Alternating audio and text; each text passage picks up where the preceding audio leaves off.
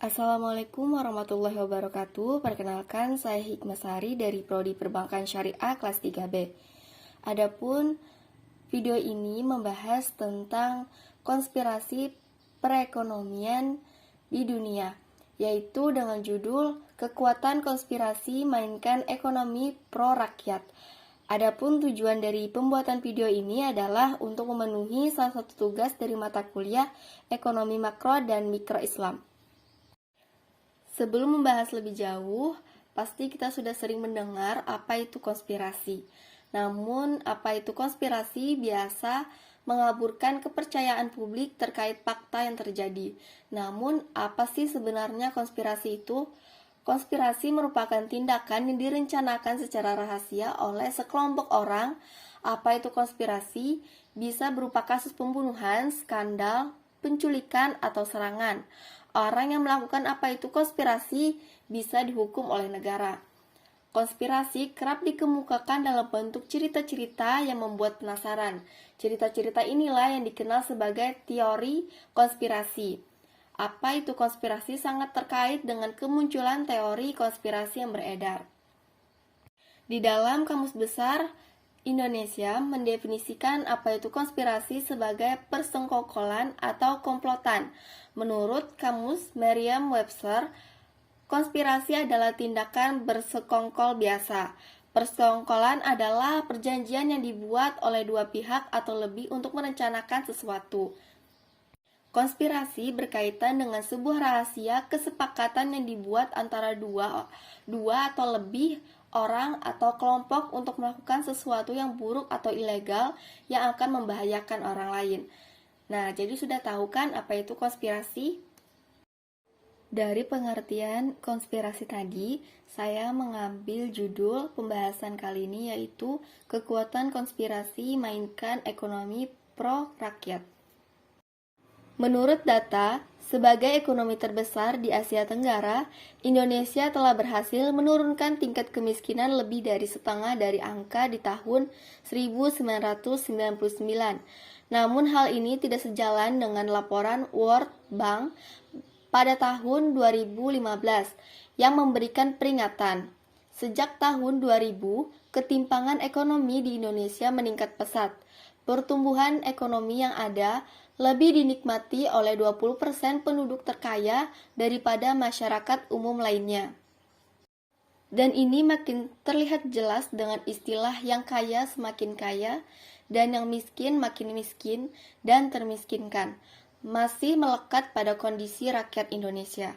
Kelemahan perekonomian rakyat didukung dengan banyaknya pengelola sumber daya yang dikuasai oleh asing atau oleh kekuatan konspirasi, sehingga kekayaan sumber daya yang dimiliki negara dan seharusnya dimanfaatkan oleh rakyat terhalang oleh pihak konspirasi yang di belakangnya memiliki kepentingan, sehingga menjadikan pemerintah diperdayakan oleh pemangku konspirasi kepentingan.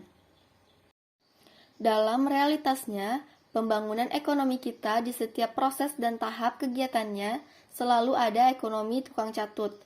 Bisa dikatakan ekonomi tukang catut ini karena dalam peranan perekonomian selalu dikuasai oleh pemangku kepentingan. Sedangkan dalam ekonomi tukang catut ini berlaku dari kalangan bawah hingga kalangan atas. Kalangan bawah seperti calo yang masih sering berkeliaran di sekeliling masyarakat Indonesia. Sedangkan kalangan atas seperti pihak multinasional, korporasi yang perlahan-lahan memainkan peranan penting dalam perekonomian kita. Tukang catut ini membangun jaringan konspirasi di semua lini, permodalan, perizinan, dan penetapan lokasi dan manajemen perusahaan. Kondisi ini yang menyebabkan banyaknya munculnya korupsi. Hal ini tidak sejalan dengan ekonomi pro rakyat yang mewajibkan pengguna produk dalam negeri dan bimbingan teknik peningkatan kualitas. Namun masalahnya produk dalam negeri tidak sesuai dengan kualitas yang berada di standar luar negeri, sehingga perlindungan ekonomi rakyat melalui intervensi perluasan pemasaran untuk ekonomi rakyat.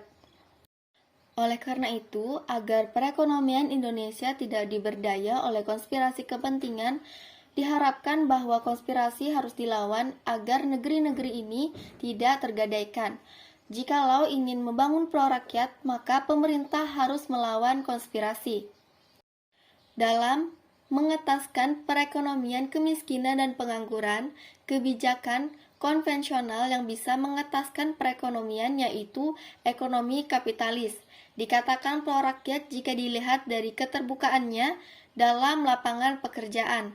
Hal ini karena dalam perekonomian kapitalis banyaknya muncul korporasi multinasional yang memberikan peluang pekerjaan bagi rakyat Indonesia.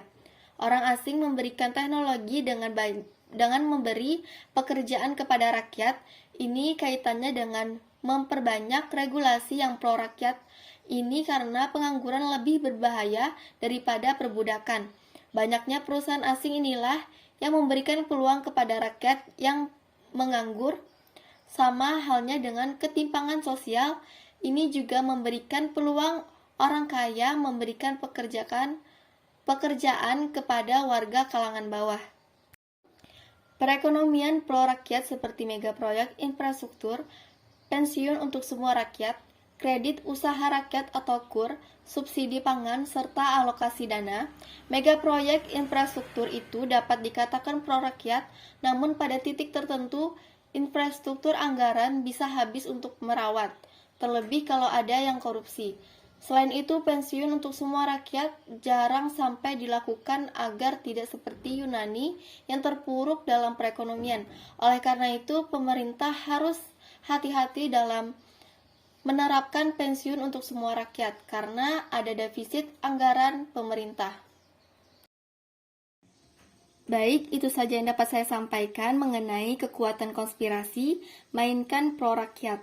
Dari pembahasan tadi dapat saya simpulkan bahwa Indonesia sebenarnya adalah negara yang memiliki potensi ekonomi yang tinggi, potensi yang mulai diperhatikan dunia internasional. Indonesia memiliki ekonomi terbesar di Asia Tenggara, memiliki sejumlah karakteristik yang menempatkan negara ini dalam posisi yang bagus untuk mengalami perkembangan ekonomi yang pesat. Namun masih memiliki beberapa kendala yang menghalanginya seperti masih adanya korupsi, banyaknya pengelola sumber daya yang dikuasai oleh negara asing yang seharusnya dimanfaatkan oleh rakyat.